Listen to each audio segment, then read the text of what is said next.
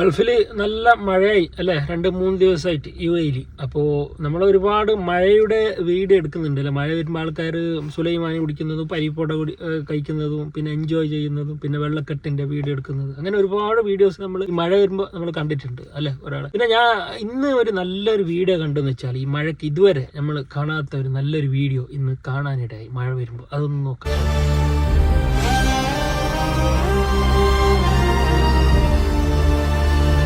മാഷാ അല്ലാഹ്, നിങ്ങൾ കണ്ടിട്ടുണ്ടാവും അല്ലേ. അപ്പോൾ ഇതുപോലുള്ള ഒരു ചിന്ത മഴ വരുമ്പോൾ ഇതുവരെ ആർക്കെങ്കിലും വരുന്നുണ്ട്? കാരണം ഈ മഴ വരുമ്പോൾ ആ ദുആ, മഴ പെയ്യും, അത് അള്ളാഹിൻ്റെ അനുഗ്രഹമാണ്. ഈ മഴ എന്ന് പറയുന്നത് അത് മഴ അനുഗ്രഹമാണ്, അതുപോലെ അള്ളാഹിൻ്റെ അദാബുമാണ്. അതുകൊണ്ട് നമ്മളെ മഴ വരുന്ന സമയത്ത് പ്രാർത്ഥിക്കുമ്പോൾ അതിന് ഉത്തരമുണ്ടെന്ന് റസൂലുള്ളാഹി സ്വല്ലല്ലാഹു അലൈഹി വസല്ലം തങ്ങൾ. ആരെങ്കിലും അങ്ങനെ പ്രാർത്ഥിച്ചിട്ടുണ്ടോ? മഴ വരുമ്പോൾ ചില ആൾക്ക് അറിയില്ലായിരിക്കാം, പക്ഷേ ഈ അറിവ് അത് നിങ്ങൾ ഷെയർ ചെയ്യണം. കാരണം നാളെ മറ്റന്നാളൊക്കെ മഴ വരുന്ന പറയും. അപ്പം മഴ വരുമ്പോൾ നമ്മൾ എന്താ ചെയ്യുക? പ്രാർത്ഥിക്കുക. നിങ്ങൾക്ക് എന്താണ് ഏറ്റവും നമ്മൾ ആഗ്രഹിക്കുന്നത്? എന്താ ദുആ ചെയ്യുമ്പോൾ? നമ്മളുടെ പാപങ്ങൾ പൊറുക്കണേ അല്ലാഹ് എന്നാണ്. കാരണം പാപങ്ങൾ കൂടുന്നതനുസരിച്ചിട്ട് നമ്മൾക്ക് വരുന്ന അദാബ് കൂടി വരും അല്ലേ. അതിപ്പം വെള്ളപ്പൊക്കമായിട്ട് വരും, നമ്മളെ കാറ് വെള്ളത്തിൽ പോകും, ഒരുപാട് ബിസിനസ്സിനെ ബാധിക്കും. അപ്പോൾ ആ സമയത്ത് നമ്മൾ എന്ത് ചെയ്യണം? മഴ വരുമ്പോൾ നിങ്ങളൊരു ബിസിനസ് മാനാണെങ്കിൽ കൂടുതൽ മഴ വരുമ്പോൾ പ്രാർത്ഥിക്കുക, അള്ളാഹു എൻ്റെ പാപങ്ങൾ കാരണം നീ എന്നെ ശിക്ഷിക്കരുത്, എൻ്റെ പാപങ്ങളെല്ലാം പുറത്തു തരണേ, ഇത് അനുഗ്രഹമാക്കപ്പെട്ട മഴ പെയ്യുന്നുണ്ട്. അതിനുശേഷം നിങ്ങൾക്ക് വേണ്ട കാര്യങ്ങൾ അള്ളാഹിനോട് ചോദിക്കാം.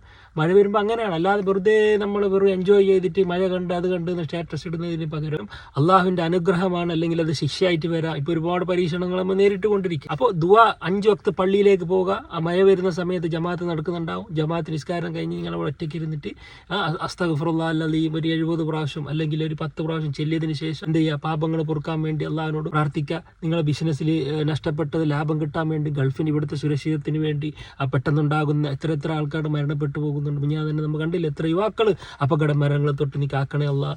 ആക്സിഡന്റ് പോലുള്ള മരണങ്ങൾ, അള്ളാഹ് ഹൃദയാഘാതം പോലുള്ള മരണം തൊട്ട് നീ കാക്കണേ. എല്ലാത്തിനേക്കാൾ ഉപരി മരണപ്പെട്ട ഉമ്മ ഉപ്പ വാപ്പാക്ക് വേണ്ടി അള്ളാഹു അവർക്ക് നീ സ്വർഗത്തിൽ ഉന്നത സ്ഥാനം കൊടുക്കണേ, അവർക്ക് നീ പുറത്തു കൊടുക്കണേ, അവർക്ക് ജന്നാത്തിൽ ഫിർദൗസ് കൊടുക്കണേ, എൻ്റെ സൽക്കർമ്മങ്ങൾ നീ സ്വീകരിക്കണേ. ഇപ്പോൾ റമദാൻ കഴിഞ്ഞതേ ഉള്ളൂ, റമദാൻ എത്ര പേരല്ലേ റമദാനെ നീ സ്വീകരിക്കണേ. അങ്ങനെ നമ്മൾ അള്ളാഹുമായി ബന്ധപ്പെടാം ഈ പരീക്ഷണത്തിൽ. അത് വെറുതെ നമ്മൾ എൻജോയ് ചെയ്യാനോ അല്ലെങ്കിൽ വീഡിയോ ഇട്ട് ഇങ്ങനെ മഴ വന്ന് അങ്ങനെ മഴ വെള്ളപ്പൊക്കം അതല്ല വേണ്ടത്. ഓരോ പരീക്ഷണത്തിലും നമ്മൾ അള്ളാഹുവിലേക്ക് അടുക്കണം. അതിൻ്റെ അള്ളാഹ്ക്ക് വേണ്ടി നമ്മൾ ഉപയോഗപ്പെടുത്തണം. ഇനി ഒരുപാട് പ്രതിസന്ധിയാണ് ഇപ്പോൾ ഇനി രോഗം നേരിടാൻ പോകുന്നത്. ഈ സമയത്തെങ്കിലും നമ്മൾ അള്ളാഹുവിലേക്ക് മടങ്ങണം. 5 വക്ത് കൃത്യമായി നിസ്കരിക്കണം, പള്ളിയിലേക്ക് തന്നെ പോകണം, പ്രാർത്ഥിക്കണം.